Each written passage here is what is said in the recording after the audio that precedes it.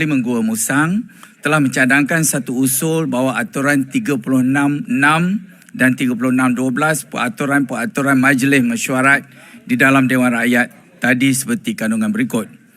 Bahawa Dewan ini membuat ketetapan untuk merujuk Ahli Parlimen Tasik Gelugor kepada jawatan kuasa hak dan kebebasan kerana beliau telah mengeluarkan kenyataan yang mengelirukan Dewan dan adalah disifatkan menghina majlis di dalam ucapan beliau dalam persidangan Dewan pada 21 Mac 2024 seperti yang dilaporkan dalam penyata rasmi Bil 16 pada Khamis 21 Mac 2024. Secara spesifiknya, pada 21 Mac 2024, Ahli Parlimen Tasik Gelugor telah menuduh Gua Musang telah membuat penawaran yang menjanjikan habuan-habuan seperti berikut.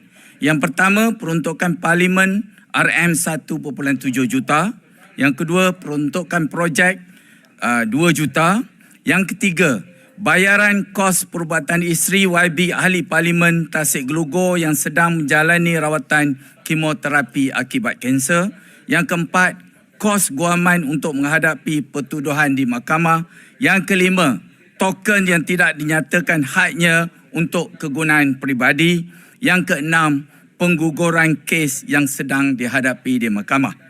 Kalau kita amati betul-betul, kesemua penawaran ini adalah sebenarnya tawaran beliau sendiri atau demand beliau sendiri sebagai syarat untuk Ahli Parlimen Tasik Gelugor memberi sokongan kepada Yang Amat Berhormat Perdana Menteri.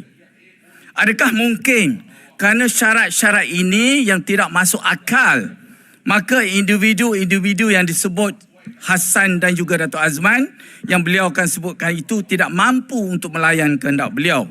Maka beliau cuba untuk mendapatkan info dan kepastian dengan cuba mendekati Ahli Parlimen Gua Musang dan juga saya sendiri dengan pendekatan kononnya. Bertanyakan tentang ubat Wegovy yang pernah beliau tanyakan dahulu kepada saya, iaitu sejenis ubat untuk menahan selera makan bagi menguruskan badan dengan suntikan seminggu sekali. Beliau kemudiannya telah confirm dengan saya untuk tetap order 2 botol ubat tersebut. Ini pun sebenarnya agak aneh. Dalam keadaan isterinya yang sedang menderita kanser dan menerima rawatan kemoterapi, dan beliaunya yang mana beliau klaim sangat terkesan dan tertekan dengan penderitaan isteri ditambah dengan kos rawatan ubat tersebut yang mahal. Kenapa dia sibuk pula nak kuruskan badan dengan ubat yang mahal juga? Apakah ada maslahat tersembunyi di sebalik ini? Yang keduanya, beliau juga sibuk bertanyakan bagaimanakah tentang peruntukan Parlimen saya. Memang saya jawab, saya terima peruntukan Parlimen sepenuhnya. Kemudian seterusnya beliau juga bertanyakan kepada saya soal tentang kesahihan individu yang disebutkan itu, iaitu Hasnan dan Datuk Azman, dan mendakwa beliau kurang yakin dengan mereka. Akhirnya beliau mendakwa juga yang sebenarnya beliau telah bersedia lebih awal untuk memberikan sokongan kepada PMX daripada saya. Dan juga beliau mengaku pertemuan beliau dengan Hasnan dan juga Datuk Azman adalah jauh lebih awal daripada saya mengumumkan menyokong PMX. Jadi semua penawaran di atas itu adalah demand beliau sendiri. Dan pertemuan serta perbualan dengan saya atau Gua Musang adalah atas pertanyaan beliau sendiri untuk mendapatkan penjelasan dan kepastian.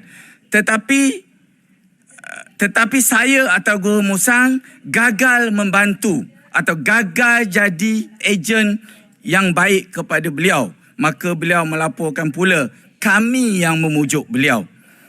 Jadi kenyataan beliau di Parlimen adalah jelas bersifat sangkaan jahat, fitnah, mengelirukan Dewan dan memutarbelik fakta sebenarnya serta menuduh saya tanpa apa-apa bukti yang jelas dan saksi serta cuba memerangkap dan mengheret saya ke dalam agenda peribadi beliau yang berniat jahat, dan ia adalah menyalahi peraturan 36(6) dan juga 36(12) peraturan Majlis Mesyuarat Dewan Rakyat. Maka saya, Ahli Parlimen Tanjung Karang, dengan ini telah mengusulkan supaya Ahli Parlimen Tasik Gelugor dirujuk ke jawatan kuasa hak dan kebebasan Parlimen. Sekian, terima kasih.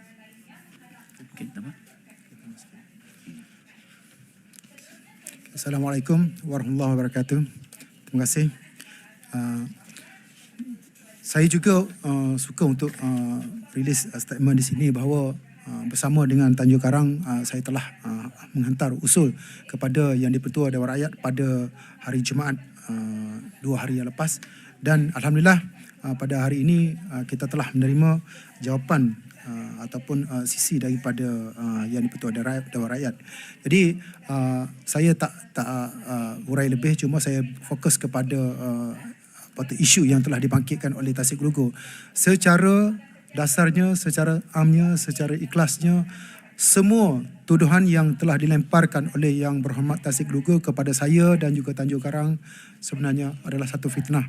Ya, suka untuk saya jelaskan di sini, dan saya melalui kandungan yang saya submit kepada Yang di-Pertua Dewan Rakyat supaya Tasik Gelugur mengemukakan usul, kerana antara kandungan yang dia sebut pada 17 Januari 2024 saya berjumpa dengan dia, menjemputnya untuk menawarkan sokongan kepada Perdana Menteri. Jadi saya nak bagi tahu di sini, sebenarnya seikhlasnya sejak saya menjadi ahli parlimen pada 19 November 2022, saya tidak pernah berhubung dengan Yang Berhormat Tasik Gelugur, sama ada secara semuka ataupun melalui saluran komunikasi, apa-apa saluran komunikasi, kecualilah kita bersama dalam majlis yang telah dianjurkan oleh Perikatan Nasional pada masa itu, seperti Pre-Council dan sebagainya. Jadi pertemuan saya dengan dia di sebuah kafe di Marriott Hotel pada 17 Januari yang lepas sebenarnya bukan yang dirancang oleh saya ataupun beliau. Cuma waktu saya berada di kafe, dia mendekati saya bersama dengan seseorang yang saya tak kenal. Dia jumpa saya, bagi salam, dia just cross check. Apa yang saya dapat selepas saya support Perdana Menteri? Saya just bagi tahu saya hanya mendapat peruntukan sebagaimana ahli parlimen kerajaan yang lain, dan selebihnya tidak ada apa pun. Cuma dia bagi tahu, saya tengok dia dalam fizikal yang macam sangat stres, dan bagi tahu dia memerlukan seseorang yang boleh endorse, yang boleh bagi conversion. Dengan siapa, dia tanya saya. Maksudnya sekiranya dia support PM, kes dia dapat digugurkan, kes mahkamah dia, maksud saya. Jadi saya bagi tahu saya bukanlah individu yang boleh memberi apa-apa komen ataupun jaminan untuk kes tersebut, dan saya minta dia rujuk teruslah kepada individu yang berkenaan. Yang keduanya, berkenaan dengan tawaran-tawaran, sebenarnya tidak timbul langsung, tidak dibangkitkan langsung pada pertemuan tersebut berkenaan tawaran, kecuali saya sebut saya dapat peruntukan sama dengan ahli parlimen kerajaan. Sekian. Terima kasih. Mungkin ada soalan satu dua.